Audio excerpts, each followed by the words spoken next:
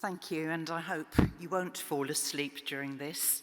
I'll try and make it as concise and entertaining as possible.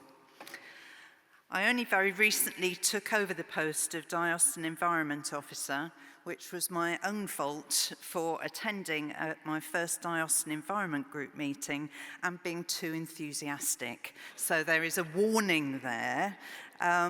But my enthusiasm and my talk today is about placing all our discussions today in the midst of our environmental policy and our lives as Christians. And so the first slide is thinking about why what we are talking about today is an essential element of our Christian faith. My own enthusiasm for the Church's work in caring for God's creation comes from three things: a deep-seated appreciation of the natural world and the way it enriches our lives, a strong desire to address the global injustice created by the climate crisis, and a belief that this is an exciting way to share the gospel in our communities today. If we could have the second slide. And a reminder that everything we do is in a state of crisis. This particular statement was issued on World Environment Day a couple of weeks ago by the UN. We are witnessing a worrying intensification of the triple planetary crisis: the crisis of climate change, the crisis of nature and biodiversity loss, and the crisis of pollution and waste. This crisis is placing the world's ecosystems under assault. Billions of hectares of land are degraded, affecting almost half the world's population and threatening half of the global GDP. Rural communities, small farmers, and the extremely poor are hit the hardest. I think often we can feel totally overwhelmed and swamped by the scale of what we are facing. We can feel like that rabbit in the headlights, just not knowing where to start and which way to go. Another situation that many of our churches face is that addressing environmental concerns can feel like a burden, just another hoop that we have to jump through because policy at national and diocesan level says so. Often, although we believe in these things, we can feel bombarded by information. And although we want to do something, we feel that we lack the capacity and energy to do anything. And the end result can be guilt and inaction. Third slide. So when we are thinking about why concern for the environment should be a central part of our Christian faith, I turn to that work by Pope Francis written 10 years ago, his encyclical letter, Laudate Si. And this quotation, I think, sums up and underlines everything that we are trying to share with our communities and with the world. Creation is the order of love.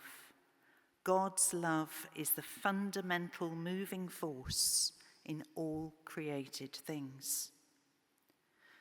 And he goes on to say, a sense of deep communion with the rest of nature cannot be real if our hearts lack tenderness, compassion, and concern for our fellow human beings. There is also much in our Gospels that remind us of the link between our Christian faith and creation. Paul, in his letter to the Colossians, says that Christ within creation is the image of the invisible God, the firstborn of all creation. For in him all things in heaven and on earth were created, things visible and invisible. He himself is before all things, and in him all things hold together. One commentator on this passage says that Christ manifests the presence of the transcendent God within creation. Christ is presented as creation's unifying and sustaining agent. If the church represents Christ's living presence in the world, this has to include working for those things which promote unity and the protection of the gifts God has given us. And so we get to the opening of our diocesan policy on the environment, which is based on the theology of our faith. I'm sure there are many people who could argue more strongly than I could from a theological point of view. But our 5 marks of mission include the call to treasure God's creation, to strive to safeguard the integrity of creation and sustain and renew the life of the earth. But this is also a way in which we can introduce others to the wonder of God's love. The other 4 marks of mission can also be lived through that environmental lens. A healthy, balanced, and beautiful world speaks to us of the joy and good news of God's kingdom. Scripture, through many stories like the creation stories and the Psalms, can bring people closer to God through a greater understanding of God's working in the world. Through living more sustainable lives, we are demonstrating our love for other human beings by accepting that our way of life can have a positive or negative impact on others. Finally, through speaking up for Christian climate justice, we are calling for the righteousness of God in action. Our diocesan environment policy has sort of sat on a shelf for quite some time. It was reviewed in 2022, but it was sent round to all of you, and it is a document which is actually very practical. It puts what we're talking about today in that framework and that context of our Christian faith and in our mission to grow God within our diocese. It sets out some of the ways in which our care for creation can help us grow in depth, influence, number, and in growing younger, providing us with important ways to link our Christian faith to the wider needs of our communities. This is my own parish church, very close, actually in between Blyford and Blythborough. This is Wenniston Church, and is pretty typical, I think, of the churches around our diocese.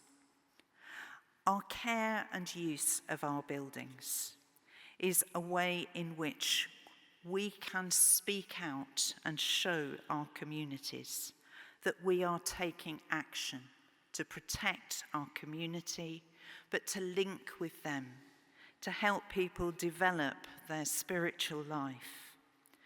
We cannot speak out about the environment without taking action. The Church of England's ambitious targets for reaching net zero carbon are a signal to our society that we recognise our lifestyles and attitudes have to change.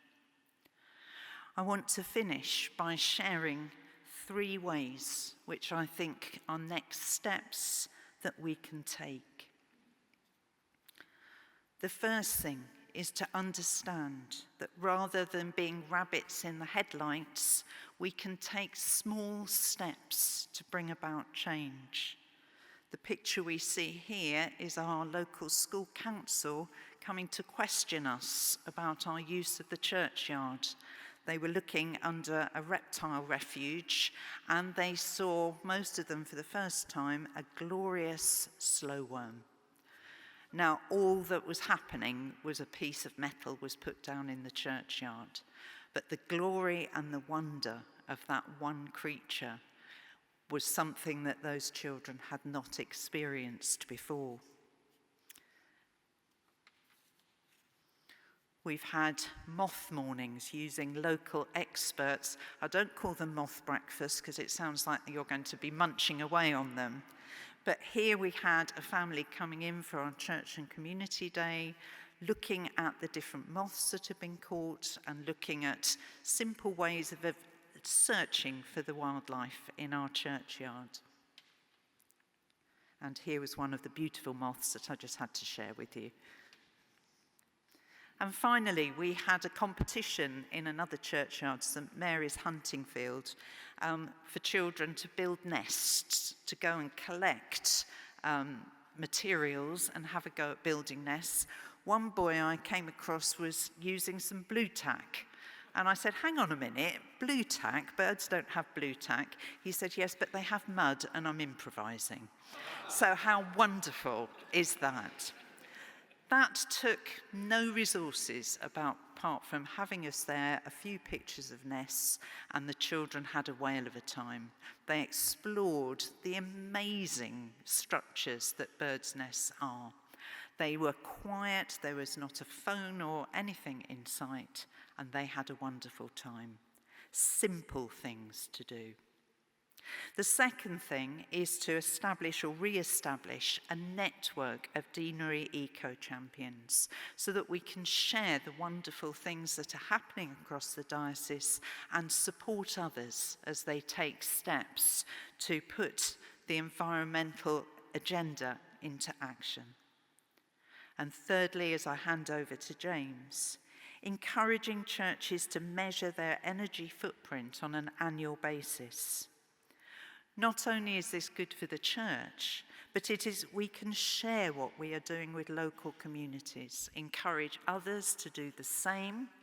So we are, if you like, modelling something that could then be spread to our local communities and local businesses, so it becomes a much wider project. So I thank you for listening to me this morning. I can't see many people nodding off, so I think I've been all right.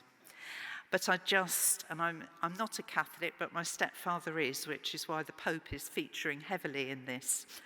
A final reflection from Pope Francis. He talks about the need for an ecological conversion, whereby the effects of our encounter with Jesus Christ become evident in our relationship with the world around us. Living our vocation to be protectors of God's handiwork is essential to a life of virtue. It is not an optional or a secondary aspect of our Christian experience. Thank you very much, and thank you for staying awake.